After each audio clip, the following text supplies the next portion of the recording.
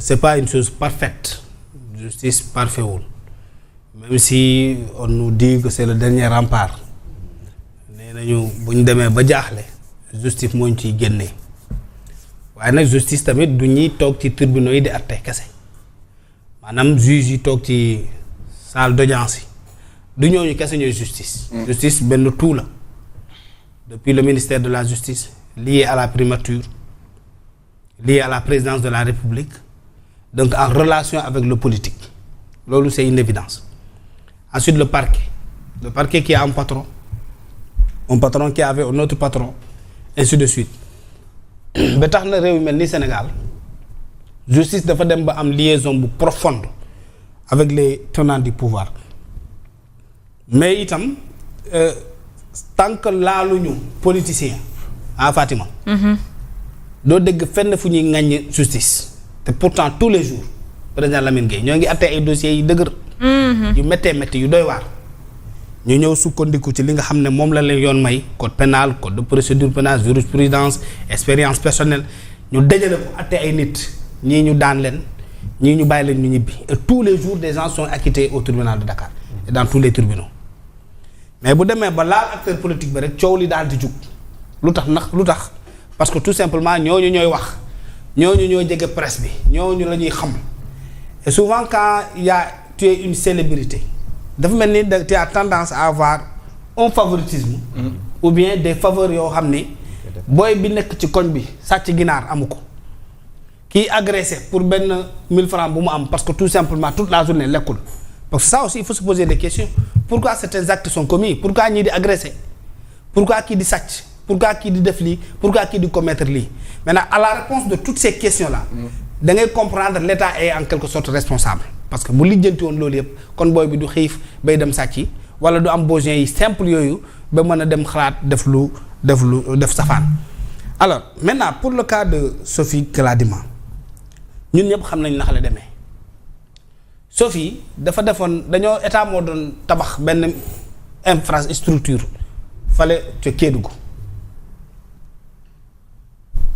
mu am ki gagné marché bi pour te dire que parfois nous notre justice là tu te demandes qu'est-ce qui se passe pour certains dossiers kooku def commandant ba dese weccit jël weccit ba ne dal leen koy delloo tey andi marchandise am teg fu mu waroon tabax structure bi infrastructure bi terrain boobu joxe nañu ko amatul fu muy tabax nu muy def du taxaw du xaar état joxaat ko beneen terrain Sophie Gladima xamul waa ji mosu ko gis mosu ko teg bët parce que c'est des services techniques qui ont géré le dossier loolu lañ ko jàppee yóbbu ko prison li tax ñu jàpp ko kooku nga xam ne c'est la personne principale ne leen Sophie mii yorul dërëm yorul tus man maa yor lépp bu la neexee matériel yaa ngi ni ma delloo leen ko di des si xaalis ma delloo loolu jar na convoqué di tribunal ba koy jàpp ba koy takkal bracelet électronique wala ba koy convoqué au tribunal ce procès n'avait pas sa raison d'être parce que toute la vérité sur cette affaire a été dite par les personnes concernées.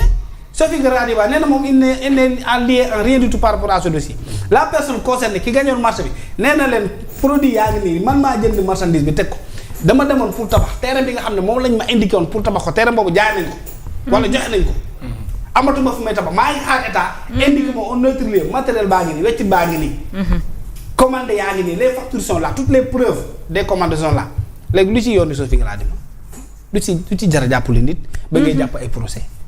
C'est là où parfois on se demande qu'est-ce qui se passe, pas à l'intérieur de la justice, mais derrière la justice.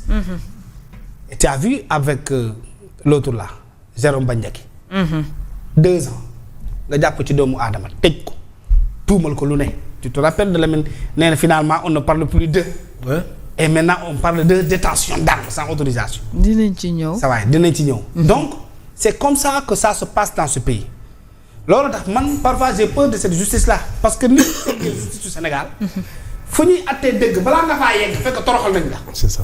Il faut que ñu revoir ce modèle là qu'on puisse entendre les gens et automatiquement atte leen pour bañ a commettre ces genres de conséquences là qui sont catastrophiques ñu xool comment est-ce qu'on doit revoir notre justice et cela il va même de renforcer le personnel parce que am na bëri na yoo xam ne ñoo ngi koy dund ci tribunal absent manque de personnel là du dara. bari na ñu nekk prison jour bu ñu leen yóbboon ci tribunal fu ñuy attee dañuy ñibbi mais personnel bi dafa manqué aussi suñu tribunaux yi et y a aussi une volonté politique parfois qui passe par ce cordon ombilical qui lie le palais au ministère de la justice primature procureur boo xam ne dañ koy nommer est-ce que on ne doit pas changer aussi ce modèle-là Lamine que le procureur ne soit pas une nomination politique. Ouais. Une nomination politique. Manipulation. Justice mais quand tu as un décret boo xam ne ki la ko jox mën na xëy suba rétrograde la def la simple président de cour d'appel peut-être dans un petit tribunal qui se trouve à Kolda xew ma leen. te yow miin nga Dakar les deux rues de Dakar. avec tous les avantages liés à ta carrière et à ta fonction tu es manipulable parce que l'être humain aussi est naturellement manipulable. C'est ça la vérité. Il est corruptible, il est influençable. Donc il faut qu'on améliore notre système judiciaire.